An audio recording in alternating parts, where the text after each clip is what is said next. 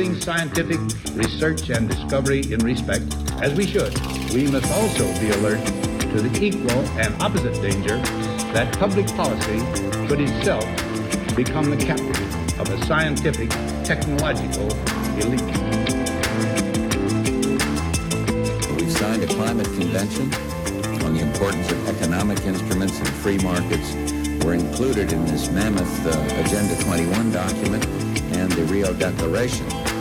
Let me be clear on one fundamental point. The United States fully intends to be the world's preeminent leader in protecting the global environment. Coming up, Technocracy News. And greetings from Technocracy News and Trends. Patrick Wood here, editor-in-chief and founder of Technocracy News and Trends. We have some interesting stories today for sure. Welcome to Snitch City. Maybe you've never heard of Snitch City yet, but it's probably going to be your city pretty soon. In this headline, Ring Camera has partnered with 400 police forces around the country.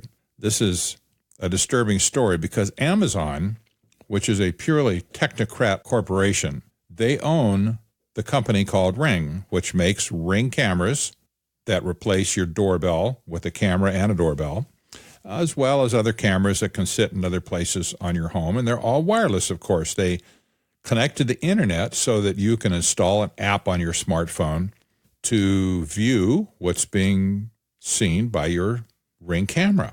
It mostly monitors things outside your house, but they can also be put inside your house as well. But it's the outside the house views that are concerning police departments around the country.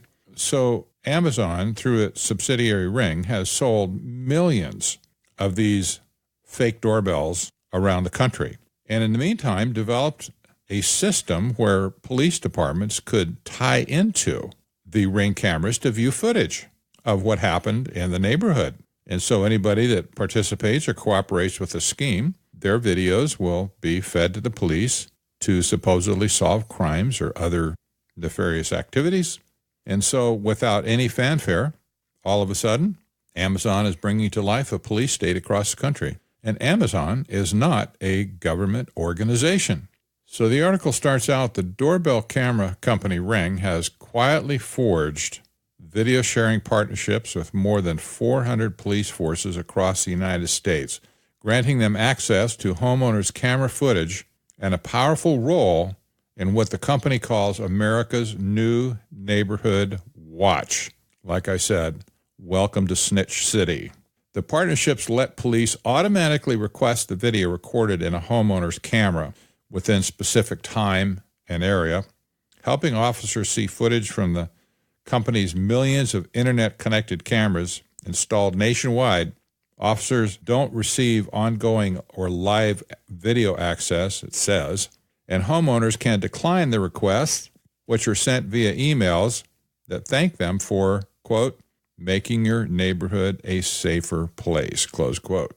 A number of police deals, which has not previously been reported, will likely fuel broader questions about privacy, surveillance, and the expanding reach of tech giants and local police. The rapid growth of the program, which launched last spring, surprised some civil liberties advocates who believed fewer than 300 agencies had signed on.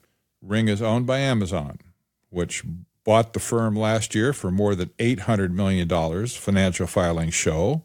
Amazon founder Jeff Bezos also owns the Washington Post.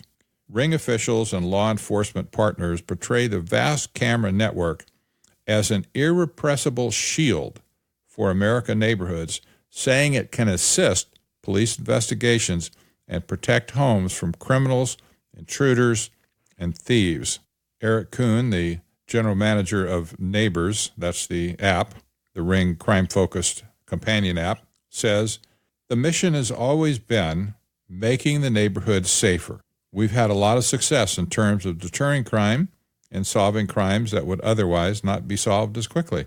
But legal experts and privacy advocates have voiced alarm over the company's eyes everywhere ambitions, an increasingly close relationship with police, saying the program could threaten civil liberties, turn residents into informants, and subject innocent people, including those who Ring users have flagged as suspicious, to greater surveillance and potential risk.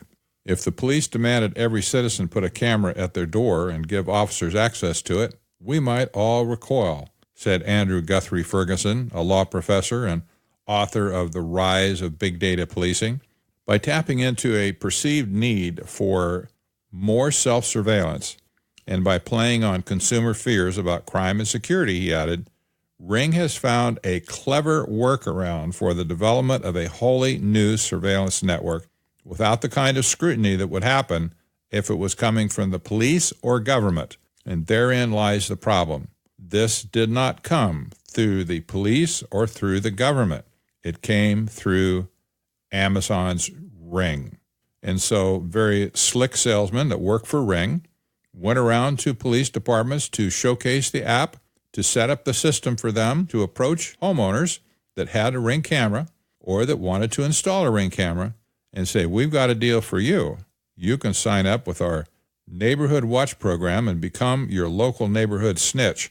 Now, the problem with this, even though I use the term kind of derogatorily, a snitch, the problem with this is everybody that walks by your house on the street or drives by in a car is not a criminal. And yet your camera is catching all those images along with somebody that might be walking up to your front door with a crowbar to break in.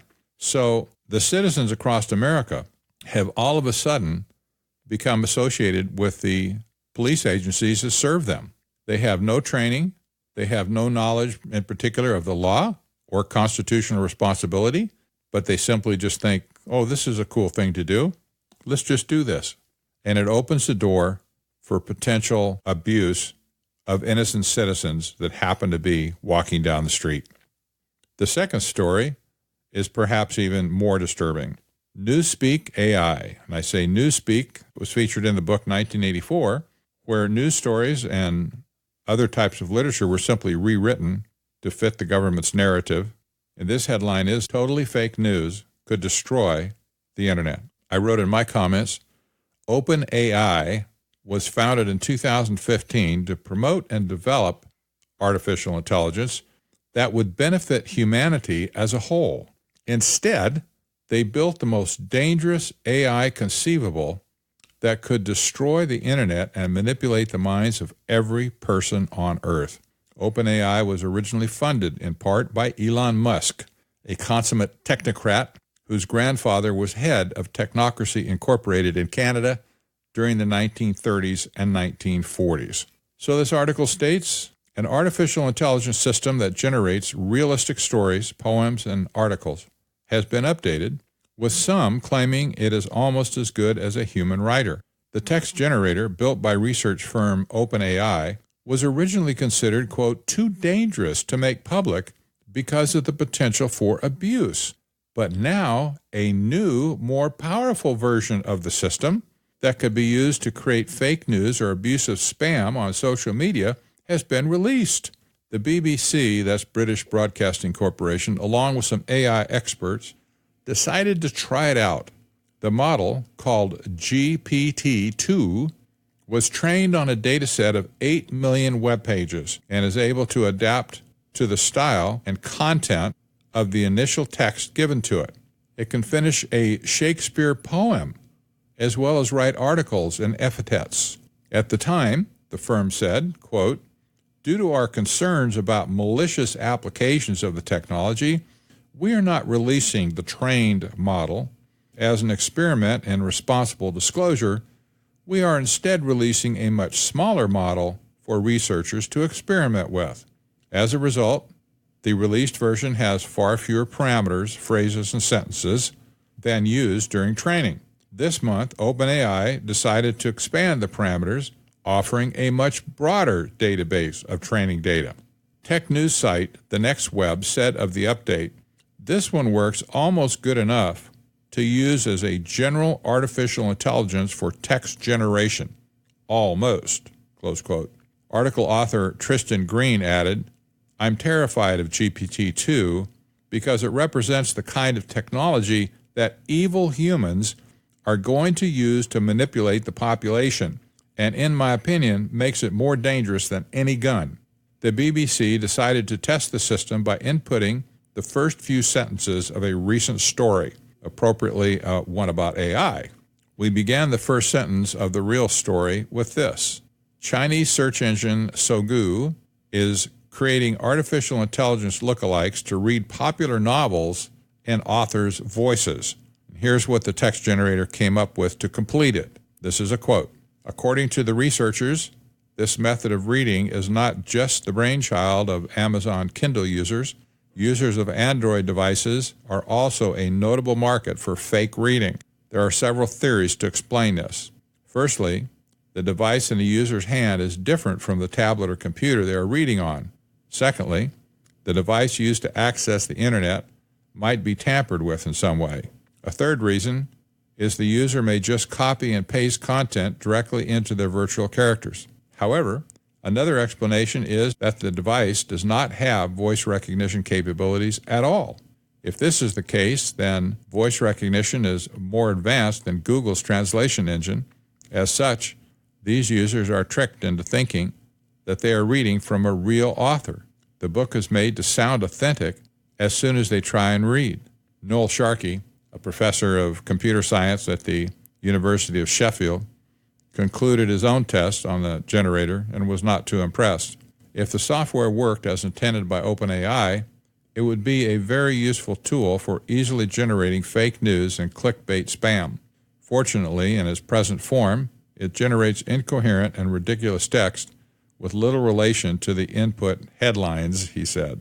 He added, I tested the software with numerous headlines and got laughable results. For example, for Turkeys Hate Christmas, I got that, quote, Turkey is the only nation in the world that doesn't celebrate Christmas, close quote, and a number of unrelated sentences. For the sentence, Boris Johnson loves the backstop, it produced incoherent gibberish with some stuff about AI and sport. When I input the statement that Boris Johnson hates the backstop, I got a more coherent story that appears to have been pulled off a Google search. The import of the story is that OpenAI is apparently driving towards creating a perfected story generator.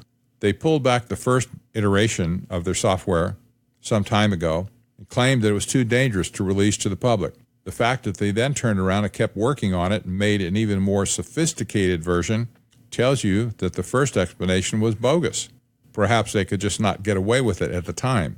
But now it's on the verge of being released to the general public, and OpenAI is continuing to develop the program. Go figure. If this program does get into the wild, and it most certainly will because everything is hackable and everything is discoverable, then the internet as we know it today could be utterly destroyed. Now, that doesn't mean that it wouldn't exist. It's just that as we know it today, there would be no way to determine between fake news and real news. And if companies that specialize in fake news got a hold of such a tool, they could absolutely obliterate any semblance of sanity on the internet. We can hope that OpenAI simply hits the delete button and destroys the software once and for all, and don't go back there again. The last story has to do with good old China. We've talked many times in the pages of Technocracy News and Trends about China's social credit scoring system.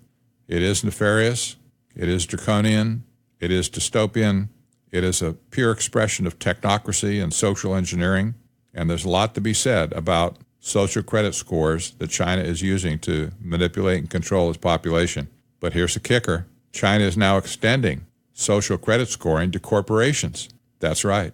Businesses will now be subject to social credit scoring, the outcome of which, if they don't like you or they do like you, you will receive benefits or you'll have benefits taken away.